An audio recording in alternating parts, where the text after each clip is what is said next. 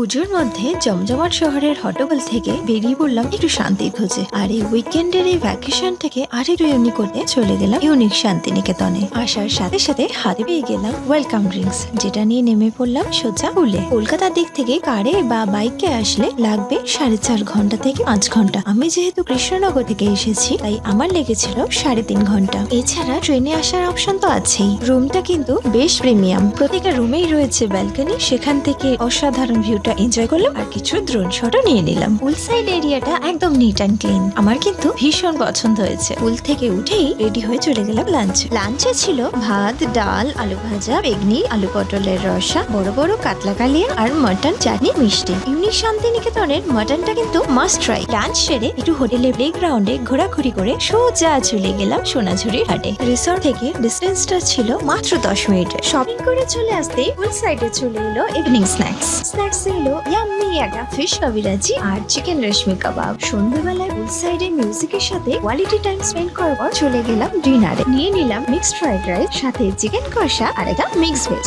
এখানে প্রোভাইড করা হয় 24 আওয়ার্স রুম সার্ভিস। আর হ্যাঁ, এটা তো বলতেই হবে, এখানকার স্টাফ দাদারা কিন্তু ভীষণ ভালো। পরের দিন সকালের ব্রেকফাস্টটা ব্যালকনি ভিউ এনজয় করতে করতে রুমেই সেরে নিলাম। খেয়ে নিলাম লুচি, আলু তরকারি আর সাথে আলু পরোটা আর কার্ড। ইউনিক শান্তিনিকেতনের সমস্ত ডিটেলস কিন্তু রয়েছে আমার ভিডিও ডেসক্রিপশনে। আচ্ছা, এদের রয়েছে একটা সুন্দর ব্যাংকুয়েট, যেখানে অর্গানাইজ করা যেতে পারে যে কোনো রকমের ইভেন্ট। যা উইকেন্ডে সময় কাটানোর একটা পারফেক্ট ডেস্টিনেশন খুঁজে পেলাম।